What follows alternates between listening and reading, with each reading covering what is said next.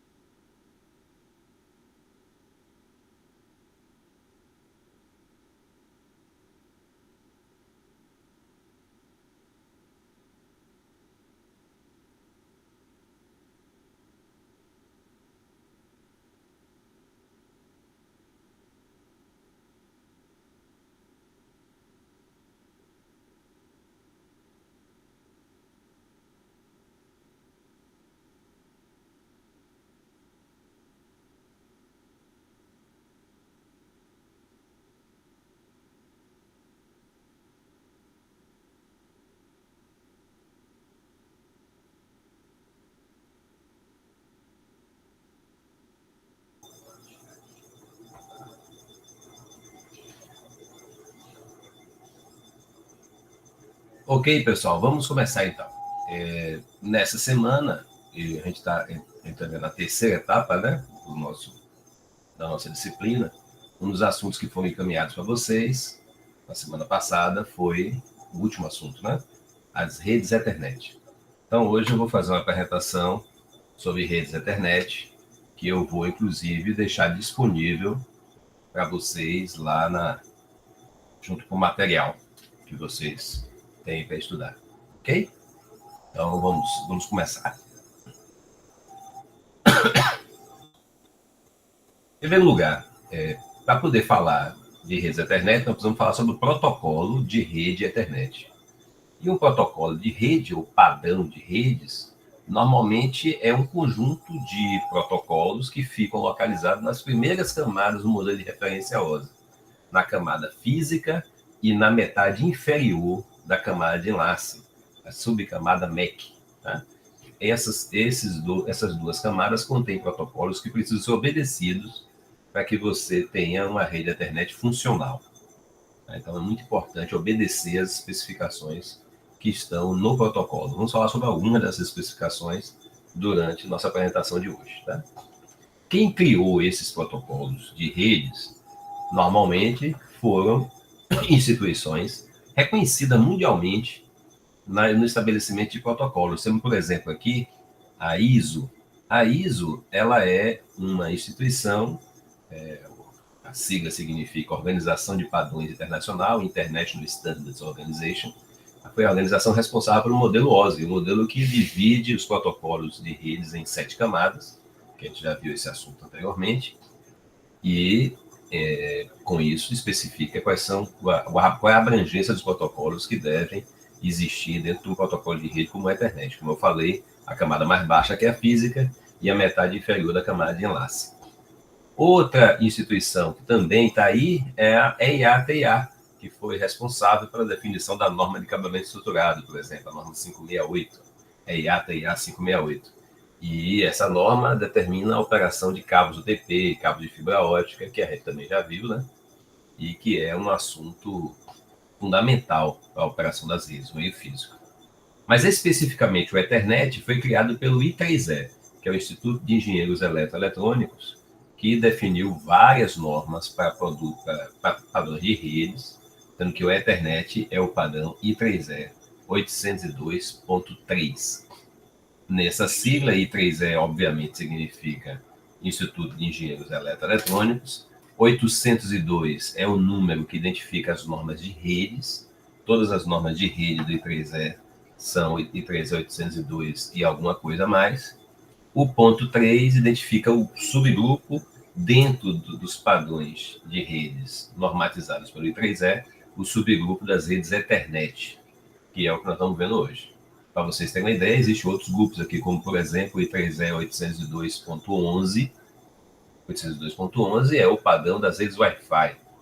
802.15, que é o padrão das redes Bluetooth, entre outros, tá? Então, o grupo 3 é o grupo que nos interessa hoje, refere-se às redes Ethernet cabeadas.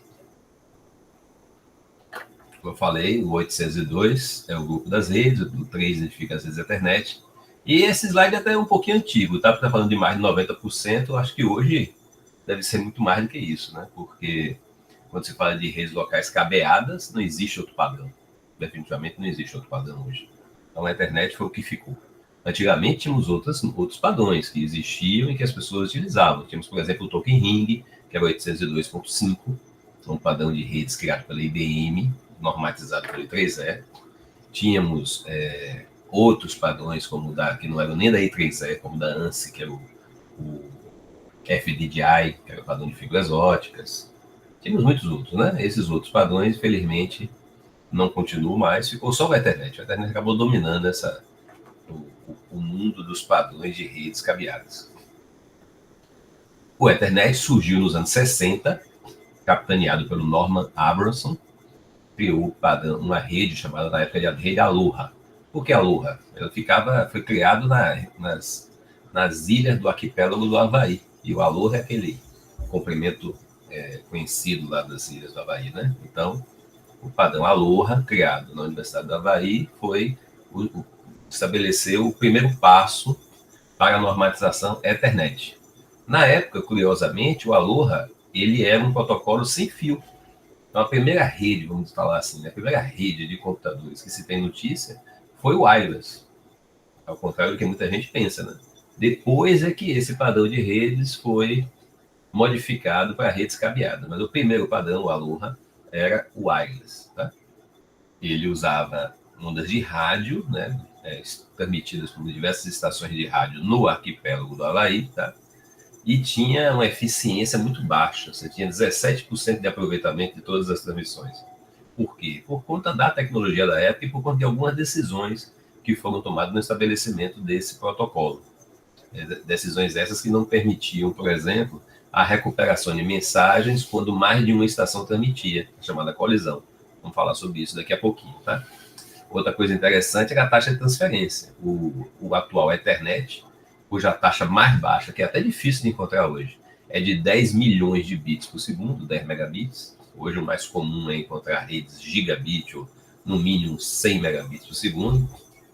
Essa taxa era de 4.800 bits por segundo, uma redução absurda, né, da taxa comparado com a taxa atual. Nós estamos falando aí de uma taxa de comunicação, uma taxa de transferência que era 2.000 vezes menor do que a taxa mais baixa de todos os padrões da internet. Tá?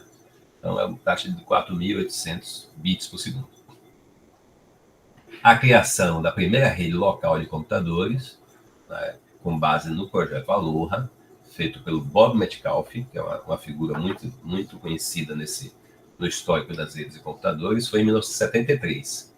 Nesse caso, ele já estava utilizando uma taxa de transferência bem mais alta, 2,94 megabits por segundo, e já tinha incorporado ao protocolo a sensibilidade à portadora. Portadora, se vocês não lembram, é aquele sinal puro que vai ser codificado para transmitir informações na rede, tá? Então, ele é um sinal que não contém informação e é modificado para transportar informações. Então, quando um receptor detecta a presença de uma portadora na rede, significa que alguém está tentando ou está transmitindo.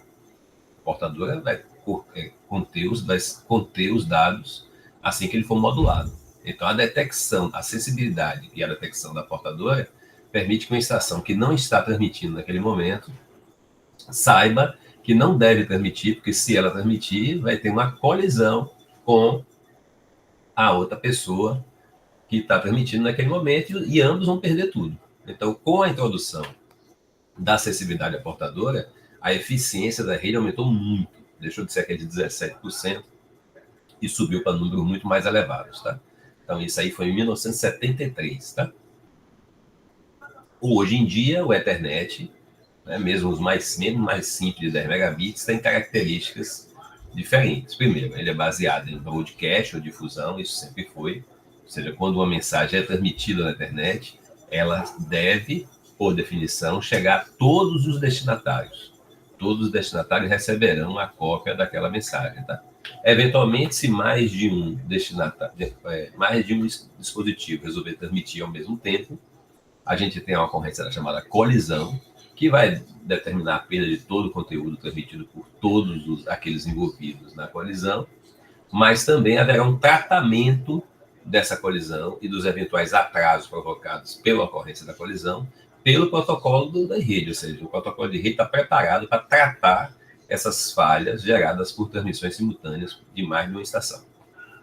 Na época que o Ethernet também foi lançado, nós tínhamos uma eficiência absurda nos ambientes, né? Os ambientes que utilizavam o padrão de rede Ethernet eram ambientes que não tinham nem um milésimo, né, vamos dizer assim, do desempenho que nós temos hoje. Então, o que é que acontece? Você tinha, na verdade, um sistema de transmissão de dados em rede que era muito mais performático do que as próprias estações de trabalho. Para vocês terem uma ideia, uma das primeiras estações de trabalho assim, para uso profissional, né, embora a gente não possa desprezar as estações de trabalho para uso pessoal, né, como, por exemplo, o Apple II, foi um sucesso absurdo. A primeira estação de trabalho microcomputador para uso profissional, mesmo que realmente se espalhou por todas as empresas, foi o IBM PC. O IBM PC, na sua versão de 1980 e alguma coisa, ele tinha um clock, ou seja, uma frequência de operação de ciclos no processador de 4,77 MHz. Nós estamos falando de 4.770.000 ciclos por segundo. E a rede transmitia 10 milhões de bits por segundo, ou seja, o ambiente de rede tinha uma taxa de transmissão numericamente mais que o dobro da performance da taxa de sinalização do clock do dispositivo. Então, realmente é uma performance muito elevada. Junte-se a isso a inexistência de aplicações que gerassem grande tráfego. Por exemplo, não existiam aplicações gráficas naquela época. As aplicações eram todas textuais. E, com transmitir texto, o espaço que você ocupa, a banda que você precisa para transmitir texto é muito pequena. Então, você não tem uma demanda muito pequena de dados. Na época, era transmissão só de texto. E, para completar ainda mais, nós tínhamos um número de estações muito pequeno. As redes eram pequenas, tinha no máximo uma dúzia de computadores, quando era a rede muito grande. Então, a quantidade de computadores era 3, 4, 5 computadores numa rede. Então, a gente tinha aplicações que demandavam muito pouco tráfego, estações que eram muito mais lentas que as estações atuais, e, além disso, uma quantidade pequena de estações. Então, 10 megabits, na época, era um absurdo de performance. Para ser sincero, até hoje, se você fizer uma rede com 10 megabits, dependendo do que você for usar nesse ambiente de rede, pode ser que funcione e funcione muito bem. Então, se você precisa de mais de 10 megabits, se suas aplicações forem relativamente exigentes. Tá? Então, o Ethernet foi criado lá nos anos 73, né? Na verdade, aí já estava um pouquinho mais lá, vamos botar anos 80, no início dos anos 80, com uma performance que era tão alta que até hoje ela atende os ambientes. Nós estamos falando depois de 40 anos, 45 anos de evolução. Você ainda tem uma performance aceitável. Aliás, o Ethernet é uma das poucas padronizações relacionadas à TI que existe há 45 anos sem modificação. É impressionante você ter uma tecnologia, qualquer uma, né, que sobreviva quase 5 décadas de evolução. Se você for observar no computador atual, nada sobreviveu. Os padrões para armazenamento em disco mudaram, os padrões de utilização de memória mudaram, o padrão de CPU mudou, teclado, né? Monitor de vídeo, não tem nada nos tempos atuais que seja compatível com o que foi criado lá atrás, em 1980. A Ethernet é o mesmo. Você pega um computador de 1980 com a placa Ethernet, com algumas pequenas adaptações no cabo, porque na época era coaxial e hoje é par trançado, com algumas pequenas adaptações no cabo, você consegue falar com o computador de hoje. Então, o padrão de rede está o mesmo há 45 anos.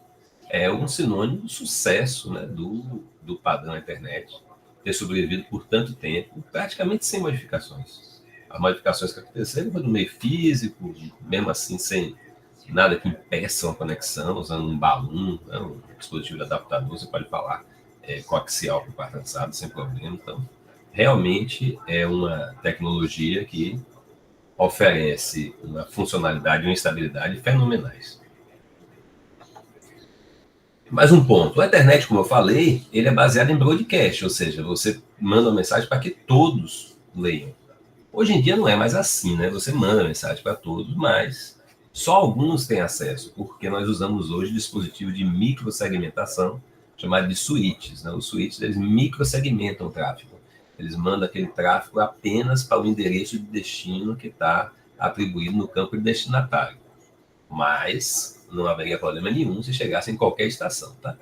O que acontecia na época é que, além da mensagem para todos, também tínhamos uma outra característica, que era o meio físico. O meio físico é um meio físico compartilhado, de forma que todos os dispositivos que tivessem conectados ao meio físico, um cabo coaxial, por exemplo, que era o mais comum na época, receberiam a mensagem. Então, além do sistema de ser baseado em mensagens com destino de broadcast, para atingir todo mundo, nós também tínhamos um meio físico que beneficiava essa estratégia, ou seja, todo mundo recebia o sinal gerado, transmitido por uma das estações.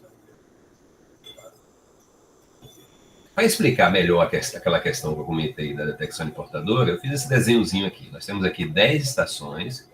Vamos supor que isso aqui é uma rede Ethernet dos anos 80. Está parecido, por quê?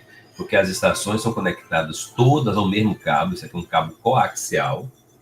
Então, esse cabo coaxial, ele é construído de forma que possa ser conectado a diversos computadores em sequência. Eu acho que eu até poderia, se vocês me derem um minutinho, eu posso até mostrar para vocês, que eu tenho aqui na minha mesa, mostro para vocês, só um instante.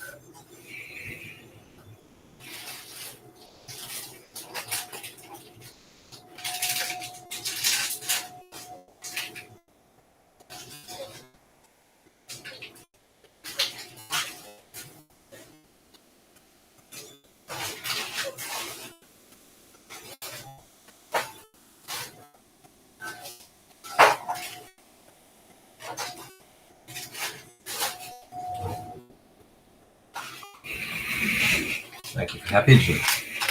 Os cabos que utilizavam para rede eram parecidos com isso que eu vou mostrar para vocês. Esses cabos aqui não são cabos de rede, tá? São cabos do mesmo tipo, mas usados para equipamento de medição que eu tenho aqui no meu laboratóriozinho aqui em casa, tá? Então, esses aqui são cabos coaxiais, tá?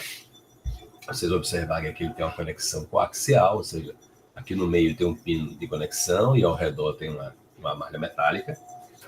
Então, nós tínhamos cabos coaxiais que ficavam ligados da seguinte forma, tá? Chegava na estação 2 cabos desses, tá? Um cabo que vinha da estação anterior e outro que ia para a estação posterior. Você ligava esses cabos em um conector T. É um conector T. Deixa eu mostrar para vocês como é. É um conector como esse aqui, ó. Então você tinha aqui, você prendia uma ponta dele aqui, a outra ponta aqui, ó. Então aqui eu tenho um conector conectando 2 cabos coaxiais, um deles vai para a estação seguinte, o outro vai para a estação anterior, e essa ponta aqui eu conectava na placa de rede. Ou seja, garantia o quê? Garantia que o cabo nunca se interrompia, né? Todas as estações tinham uma conexão para 2 lados. Se por acaso a conexão que se você tivesse no último computador de um dos extremos, você retirava um desses cabos aqui e colocava um terminador, essa pecinha aqui, ó, que terminava para garantir a manutenção da impedância. Então era assim que funcionava, ou seja, todos os dispositivos estão nessa figura. Todos os dispositivos ficavam conectados a um T, esse T ficava aqui, uma das pontas ligava no conector da placa, aqui você colocava o terminador, aqui seguia para o próximo computador, no outro computador um T com o cabo saindo de um lado e do outro, e aí vai até o final. No último computador, novamente um T conectado à placa, do outro lado do cabo e do outro terminador. Ou seja, você tinha uma conexão que passava por todos os dispositivos computacionais. Todos eles estavam ligados ao mesmo cabo. Por isso que eu falei para vocês que o meio ajudava a difusão. As mensagens encaminhadas para um dispositivo, por um dispositivo chegava a todos os dispositivos, independente de quais fossem eles. Todos os dispositivos recebiam a mesma mensagem. Então, vamos imaginar que nesse ambiente onde todos os dispositivos compartilhavam o meio físico, dois dispositivos específicos queriam conversar. Como está nessa figura aí, esses dois dispositivos em amarelo, eles queriam conversar um com o outro, tá? Então, eu estou com essa situação aí, eu preciso ligar esses dois dispositivos para conversar, eles estão ligados ao meio físico, um deles começa a transmitir a informação para o outro, né? Na verdade, transmite informação para o outro, mas todos enxergam, todos. Por quê? Porque a mensagem se propaga, né? Além disso, eu tenho um outro dispositivo, um terceiro dispositivo, uma das extremidades da rede, que está querendo enviar uma mensagem. O que é que ele faz? Né? Como ele ainda não sabe da existência desse tráfego, ele vai transmitir, essa transmissão dele vai acabar conflitando com a transmissão desse dispositivo aqui. Temos dois dispositivos transmitindo. Essa coincidência dos dois dispositivos transmitindo gera a chamada colisão, que vai provocar a perda de tudo que foi transmitido, tanto por um quanto pelo outro. Tá? Então, os dados transmitidos por uma estação devem ser recebidos por todas as outras no Ethernet, independente da situação, independente do que está acontecendo. Seja um ambiente onde ninguém está transmitindo nada, seja um ambiente com todos transmitindo, de qualquer forma, você precisa garantir que as informações vão ser recebidas por todos os dispositivos. Aqui eu tenho um caso mais detalhado, onde eu vou colocar a estação A e B das extremidades do cabo para transmitir. Para demonstrar como é que acontece a colisão com detalhes, eu coloquei as duas estações nas extremidades do cabo, tá? Como elas estão na extremidade do cabo, a estação A, ela vai começar a transmitir a sua informação, ela viaja pelo cabo até a estação B. Ao chegar na estação B, vamos imaginar que a estação B decide transmitir alguns instantes infinitesimais antes desse sinal chegar lá. Por que ela decidiu transmitir assim? Porque se ela transmitisse antes, a estação A talvez soubesse da transmissão da B e nem sequer iniciasse a transmissão. Tá? E se ela decidisse transmitir um pouco antes, né, do sinal chegar, que acontece aqui no meio, eu teria um período menor de tratamento da colisão, porque ele ia acontecer logo em seguida. Eu quero provocar a pior situação possível, ou seja, a estação A transmite e B fica só na vontade de transmitir até o momento em que a informação transmitida por A chega em B. Aí eu tenho o maior percurso possível daquela informação sem ter conhecimento de uma colisão. Quando a informação chega em B, eu vou ter a ocorrência da colisão. O pacote de dados encapsulado dentro da camada de enlace física, ele vai chegar na estação B numa velocidade muito alta, próxima da velocidade da luz, né? Na verdade, para determinar essa velocidade, você tem que descobrir o meio físico que está sendo utilizado. O meio físico é que determina essa performance, mas é muito elevado. De forma que, quando essa informação chegou aqui e provocou a colisão, B vai interromper a transmissão instantaneamente. Ele detectou a colisão, precisa interromper minha transmissão. Eu vou perder tudo, então por que eu vou estar transmitindo? Então B interrompe, mas o que acontece de interessante? A não interrompe ainda, porque A ainda não sabe da ocorrência da colisão. A colisão vai provocar um nível de tensão um pouco mais elevado no meio físico, como a gente viu lá no estudo dos meios físicos, e esse nível de tensão mais elevado vai ter que viajar de volta até a estação A para que A tome conhecimento da colisão. Então vai ter uma viagem aqui, ó, do sinal da colisão. Um sinal elétrico um pouco mais alto em termos de tensão do que o sinal elétrico da transmissão convencional. Apenas quando esse sinal aqui da colisão chegar em A, é que ele vai ter uma colisão também em A. Aí A vai interromper, vai ter a sua transmissão interrompida, porque A acabou de detectar a ocorrência de uma colisão. Ou seja, o tempo que a estação A demanda para poder descobrir que houve a interrupção, ou que precisa fazer a interrupção da transmissão, é o tempo da viagem de ida e volta do sinal entre as duas extremidades do cabo, ou seja, para sair de A, chegar a B, voltar a A. Esse tempo todo aqui, para ir e voltar, é o tempo demandado para que A tome conhecimento da ocorrência de uma colisão nessa situação específica, que é a pior situação que poderia ser determinada, tá? Então, com isso, a gente consegue ter uma ideia de como é que calcula o tempo máximo em que uma colisão pode acontecer, tá? Esse cálculo determina um tempo que é chamado de RTT, Round Trip Time, ou seja, tempo de ida e retorno. Esse tempo de ida e retorno é igual a 2 vezes o tempo necessário para a informação sair de A, viajar até B e voltar para A. Então, é 2 vezes o tempo de deslocamento de A a B, para que você tenha a certeza de que o A tomou conhecimento de uma possível colisão. Você considerando que A e B estão nas extremidades do cabo mais longo que a norma permite, se você calcular esse tempo, você pode estar certo de que não vai acontecer colisão depois que esse tempo acontecer. Por quê? Porque depois que esse tempo passar, não há como acontecer uma colisão sem conhecimento de A. É por esse motivo que o Bob Metcalfe, quando criou o padrão Ethernet, ele estabeleceu que a janela de tempo durante o qual uma estação espera uma possível ocorrência de colisão é igual a esse tempo. É chamado Collision Detection, a janela do CD, do Collision Detection. A janela do CD foi estabelecida pelo Bob Metcalfe como sendo igual ao tempo necessário para se permitir 64 bytes. Então você espera 64 bytes, transmite 64 bytes. Quando você terminar de transmitir 64 bytes, você transmitir lá o 8º bit do 64º byte, você pode ficar tranquilo, porque não vai mais acontecer colisão.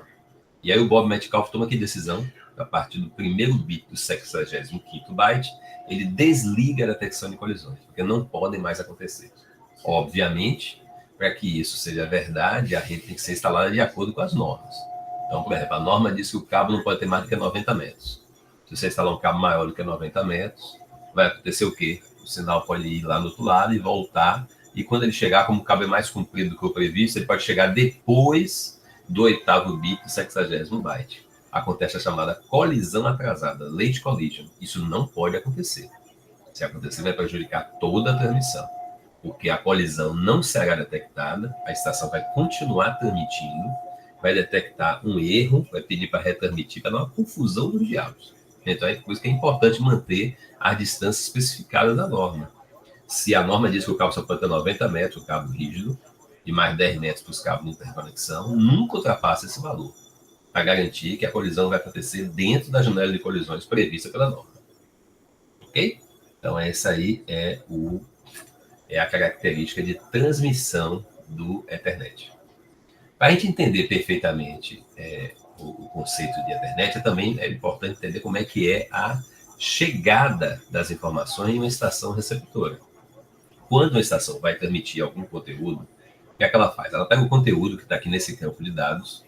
Esse conteúdo pode ter qualquer quantidade de bytes, entre 0 e 1.500, no máximo 1.500, tá? E ele coloca, a estação transmissora, ela coloca na frente desses dados um cabeçalho e na parte de trás um rodapé.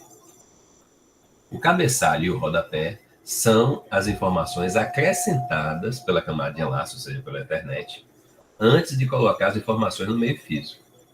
Então, é como se fosse o carimbo lá do correio, né, informando a agência, ou então você mesmo colocando seu endereço de remetente, endereço de destino e demais informações no correio, o selo, o lacre de segurança, tudo que tem a ver com a correspondência, tem a ver também com uma transmissão de quadro Ethernet, porque eu preciso garantir o endereço de destino, preciso garantir que o quadro vai chegar íntegro, preciso garantir tudo isso, tá?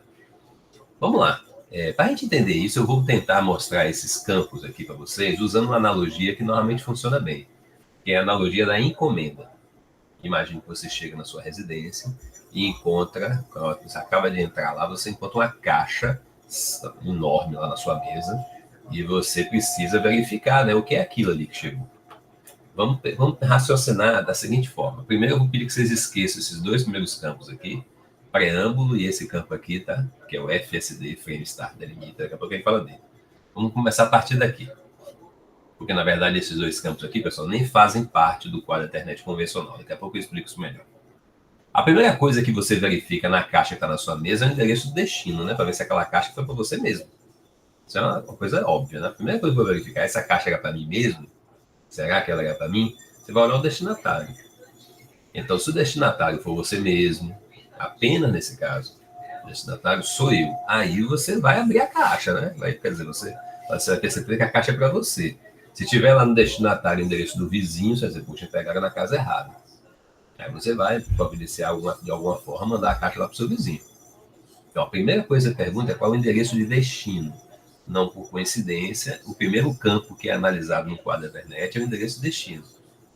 São 6 bytes aqui que identificam o endereço do destinatário. O Ethernet utiliza 6 bytes, 48 bits, para identificar o destinatário. Existem 3 tipos de destinatário na internet. O destinatário unicast, ou seja, um endereço de alguém especial, de uma estação especial. Essa estação específica tem um endereço de unicast, chamado de endereço MAC. Atrás do notebook, muitas vezes vem escrito lá o endereço MAC atrás do notebook, por exemplo. É um número de 12 dígitos hexadecimais, separados de 2 em 2. Então, são dois algarismos, tracinho, 2 algarismos, tracinho, 2 algarismos, ou seja, total de 12. Esse número hexadecimal representa os 48 bits em binário do endereço destino.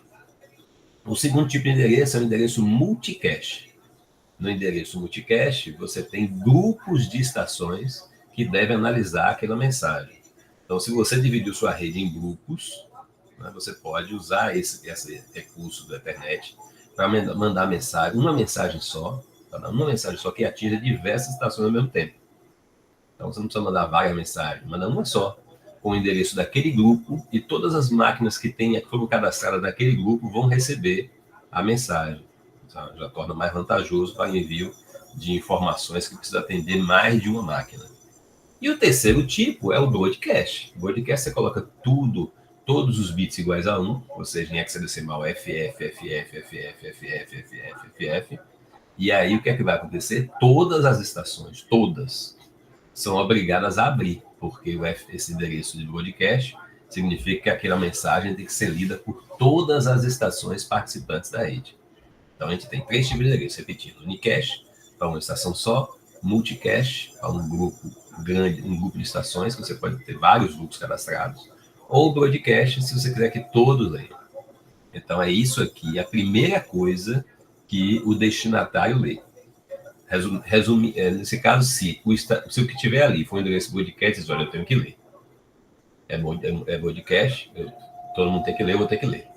A segunda opção é ter um endereço de multicast ali.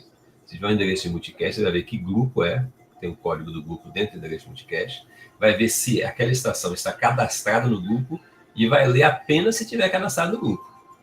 Se tiver cadastrado no grupo, eu vou ler. Se não tiver cadastrado no grupo, eu não leio. Você só vai ler a mensagem do grupo que ela faz parte. E a terceira opção é o unicast. Se a mensagem for unicast, o que ela vai fazer? Ela vai ver se aquele endereço específico é dela.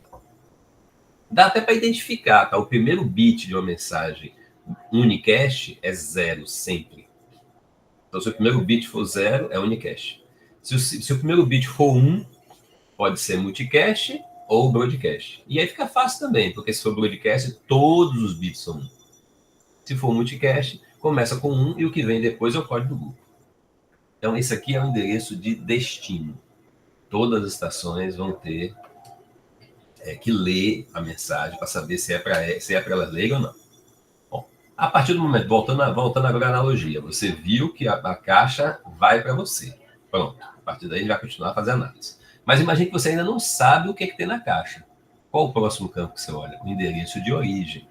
Você vai saber quem foi que lhe enviou aquela caixa. Então, você vai ver o endereço remetente, no caso, né? Então, sei lá, imagine que chegou uma caixa lá do Mercado Livre. Ah, então foi o Mercado Livre que mandou para mim. Vai ter lá no endereço remetente, Mercado Livre. Você identificou o remetente. Assim como você tem as opções do endereço destino, você tem uma opção também interessante no endereço de origem. Claro que o endereço de origem será sempre Unicache. Sempre. Um grupo não manda uma mensagem. Uma máquina manda mensagem. Então, sempre será o endereço de origem, sempre será Unicache. O que eu falo de opções é que no caso do endereço de origem, normalmente você divide os 6 bytes em duas partes. A parte da esquerda, a parte da esquerda daquela dimensão, estou fazendo assim, não sei se aí é a esquerda ou a direita. Aqui é a direita. É quando na sala de aula eu faço assim, estou fazendo do jeito normal. A parte da esquerda do seu endereço de origem identifica qual é a organização que fabricou aquele dispositivo. Então, cada endereço tem 6 bytes, né? Então, são 3 bytes para identificar a organização. Aí você vai saber se aquilo ali veio de um computador da Dell, se veio de um celular da Samsung. De onde é que veio aquilo, né? A mensagem veio de onde? O celular é difícil, né? Porque é Wi-Fi, né? Mas veio de uma Smart TV ligado no cabo da Samsung. Então, os 3 primeiros bytes identificam o fabricante. E os 3 últimos bytes identificam o dispositivo em si daquele fabricante. Então, o endereço de origem tem essa questão também.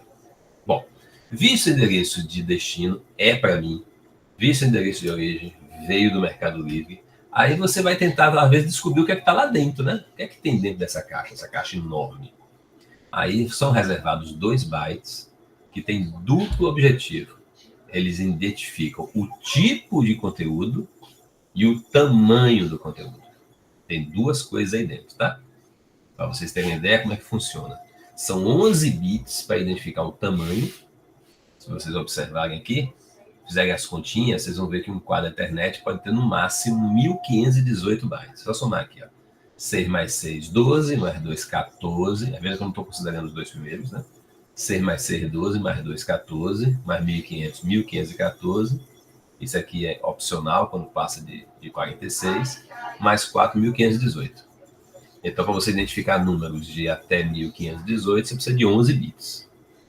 Porque 2 elevado a 11 dá 2048. 2 elevado a 10 dá 1024, não é suficiente para 1518 números, né? Então, você deixa 11 bits para identificar o tamanho do quadro e os 5 bits que sobram, você usa para identificar o que está lá dentro. São 32 valores possíveis. Aí você pode identificar se aquilo ali é um pacote IP, se aquilo ali é um ping CMP. O que tem dentro daquele quadro? É como se você pegasse a caixa e desse uma balançadinha aqui para ouvir, né? Ouvir o que tem dentro da caixa, pegasse para ver o peso. Então, esse campo aqui é para identificar o comprimento e o tipo. Tá? Esse campo de 2 bytes. Depois, o campo mais importante, que a gente chama de PDU, né, da Unidade de Dados de Protocolo, Protocolo Data Unit, que contém as informações que estão sendo transmitidas, o que efetivamente o emissor estava querendo mandar para o receptor. Está tudo aí dentro, guardado dentro desse campo de dados. Então, aí está armazenada a informação que você precisa, tá? Ele vai retirar a informação daí e vai normalmente encaminhar para a camada superior, porque aqui está na camada de enlace, né? Se for um pacote IP, por exemplo, muito provável que seja, a maior parte das transmissões são de pacotes IP, ele vai pegar esse conteúdo aqui e vai mandar para a camada de cima, que é a camada de rede, especificamente para o protocolo IP. O protocolo IP vai ler essa mensagem e vai interpretar ela. Então, quando eu recebo um pacote IP, eu preciso interpretar aquela mensagem pelo protocolo IP. Tá? Então, isso vai ser feito aqui no campo de dados. Ok? Feito essa leitura do campo de dados, aí nós temos mais 2 campos importantes, tá? Que aí ficam no final. Você vai entender por que fica no final. Me dei só um minutinho aqui, só um instante, peraí, viu?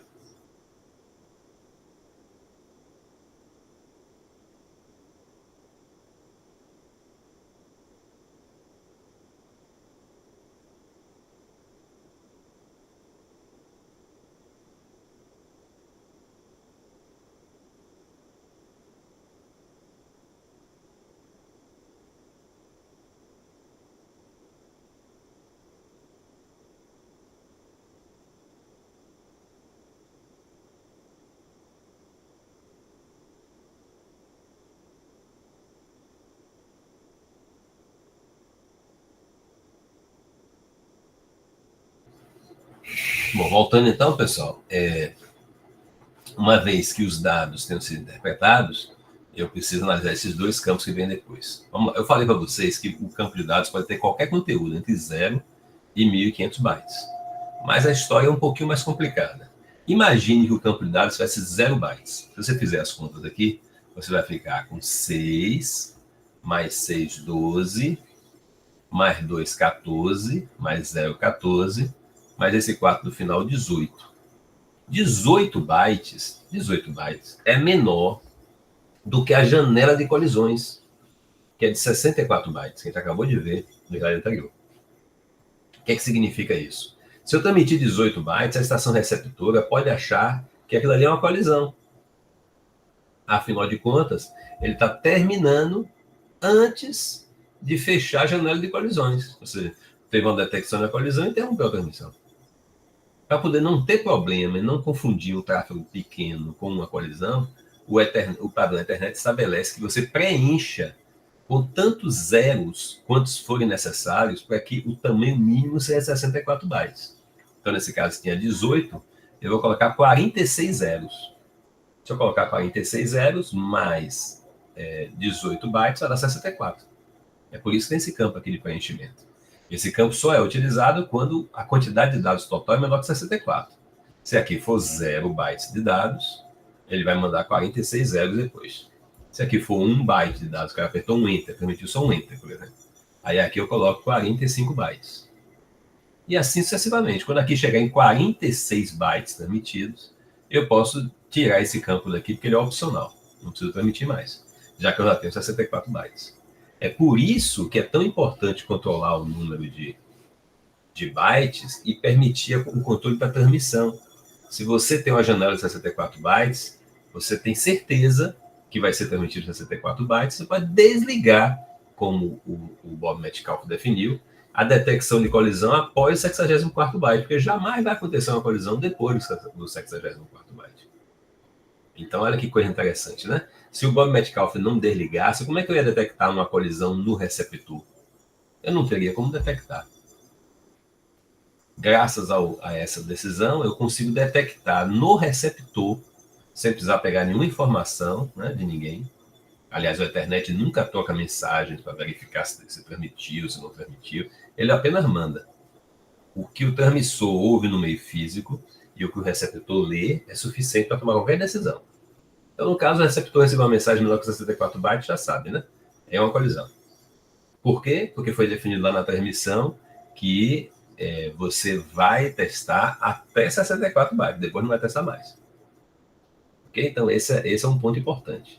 E o último campo aqui é o campo de CRC. É um campo de verificação de erros. CRC significa cheque de redundância cíclica. Então, o que é que ele faz? Ele pega esses bits e bytes que foram permitidos antes, faz uma operação matemática, na verdade ele sai multiplicando os valores que tem aqui por números primos, soma e divide por um número primo bem grande. O resultado, o resto da divisão, ele guarda aqui. Fazendo essa conta matemática, quando chegar no receptor, o receptor faz a mesma conta. Faz a mesma conta. O resultado da conta lá no receptor tem que ser igual ao resultado da conta que veio gravado no CRC, né? Se os dois números forem iguais, isso significa que muito provavelmente não houve erro na transmissão, que é feito de uma forma que é muito improvável, né, que tenha um erro, e mesmo assim os números coincidam. Pode acontecer, mas é muito, muito improvável. Então o CRC serve para isso, para garantir que os dados que chegaram são confiáveis. Por outro lado, se tiver um bitzinho errado no CRC, com certeza os dados transmitidos estão errados. Ele verifica o CRC, se não tiver nenhuma questão pendente, né? Se tiver tudo certinho, os números bateram, ele considera que estão certos. Ficou faltando explicar para vocês os dois primeiros campos, o campo de preâmbulo e esse campo aqui chamado de Frame Start Delimiter. Atualmente, na rede Gigabit, que é a mais usada hoje em dia, esses dois campos aqui sequer existem. Por que eles não existem? Porque nós temos um nível de precisão e qualidade na geração e na recepção do sinal que dispensa esses campos. Quando as redes eram de 100 megabits, não faz tanto tempo assim, o único campo que existia era esse daqui, ó, esse de 1 byte, é o chamado FSD, delimitador de início de quadro. O que é que tinha nesse campo? Uma sequência de 1, 0, 1, 0, 1, 0, 1, 1. Ou seja, ele mandava 3 sinais. 1, 0, 1, 0, 1, 0 e depois 1, 1. Quando o receptor ouviu um barulho desse no meio físico, 1, 0, 1, 0, 1, 0, 1, 1, ele sabia, olha, vamos começar a transmitir. E aí, depois do 1, 1 final, ele iniciava a recepção. Era um aviso que alguém está começando a transmitir. E esse de preâmbulo existia na internet original de 10 megabits. Na internet original, a tecnologia estava sendo criada, né? Não tinha ainda essa qualidade de sincronismo que nós temos hoje. Então, para garantir que as estações receptoras entenderiam tudo que estava sendo transmitido, o transmissor, daquele momento, mandava uma sequência de 7 bytes, escrito com 1, 0, 1, 0, 1, 0, 1, 0, ou seja, 56 sequências, né? De 1, 0, 1, 0, 1, 0, 1, 0, 1, 0. Porque aí todas as estações receptoras ouviam aquilo e já se ajustavam para aquela frequência específica, para aquela sequência específica de bits. Depois elas ouviam o FSD 1, 0, 1, 0, 1, 0, 1, 1. E aí dizia, agora estou sincronizado, posso começar a ler. Então você gastava 8 bytes de transmissão só para garantir o sincronismo entre o transmissor e os receptores. Foi por isso que no Fast Ethernet ficou um byte só e no Gigabit não tem mais byte nenhum. O sincronismo já acontece naturalmente. Então, esses são os campos de preâmbulo e FSD, Frame, Start, Delimiter. Esses campos, eles não estão definidos nos Ethernet mais modernos e muitos livros sequer falam dele. Normalmente eles começam a partir do endereço de destino, que foi o que eu expliquei antes. Então, essa é vamos dizer assim, é a técnica utilizada para receber um quadro Ethernet. Tá? Ou seja, quando a Ethernet chega na estação, deixa eu fazer uma besteira aqui, desculpe. Quando a internet chega na estação, deixa eu compartilhar de novo aqui, apertei um botão errado. Quando o quadro da internet chega na estação, como é que é o processo, tá? Então, recapitulando, o primeiro passo é dado pelo transmissor, né, que vai verificar se tem algum barulho, alguma portadora no meio físico.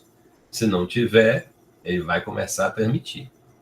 Quando ele começa a transmitir, pode acontecer de alguma outra estação que ainda está longe, não ouviu ainda o início da transmissão, resolver transmitir também. Por isso, ele aguarda 64 bytes, ele transmite 64 bytes e fica aguardando acabar os 64 bytes, para ter certeza.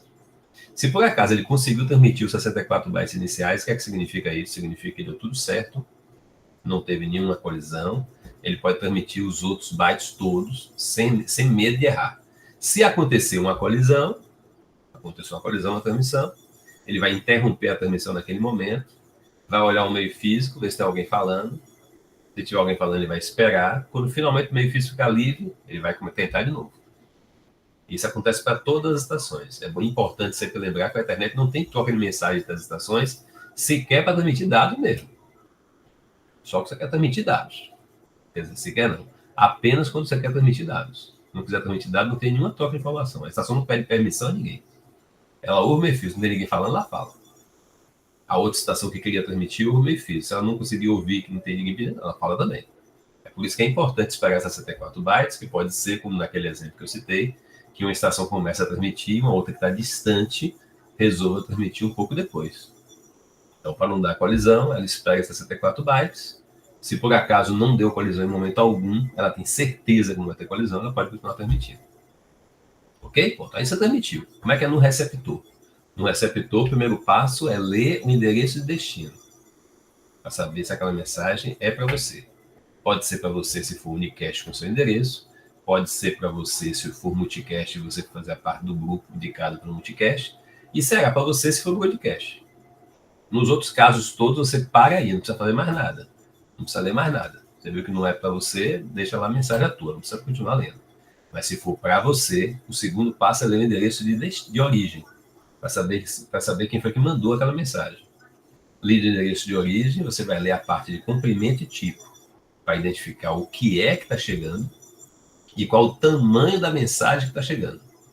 Depois que você lê o comprimento e tipo, aí você vai ler o campo de dados, que são as informações que estão sendo transmitidas. São até 1.500 bytes de informação. Sendo que, se for menos do que 46 bytes que estão sendo transmitidos, o campo de preenchimento opcional vai ser usado para garantir que você tem no mínimo 46 bytes aqui entre dados e preenchimento, porque senão o total não soma 64 bytes. Terminar de transmitir os dados, você calcula o CRC e envia o CRC lá no receptor. O que vai acontecer? Ele vai ler, né, o CRC e comparar com o valor que foi transmitido, ver se está tudo ok. Ok, pessoal? Então, esse é o processo de transmissão e recepção de dados Ethernet. Eu acho que com isso vocês têm uma boa introdução aos conceitos de transmissão e recepção da Ethernet. Espero que ajude vocês. Eu vou depois colocar esse material, junto com a gravação dessa aula, no ambiente de aprendizagem, e vou também colocar outros materiais já para vocês estudarem a partir da próxima semana. Continuo me colocando à disposição de vocês, embora nenhum de vocês tenha me procurado ainda. Eu estou à disposição de vocês durante todo o andamento da disciplina para tirar dúvidas, para ajudá-los, tá bom? Foi um prazer gravar essa aula para vocês. A gente se encontra de novo no nosso próximo encontro. Um abraço e até a próxima.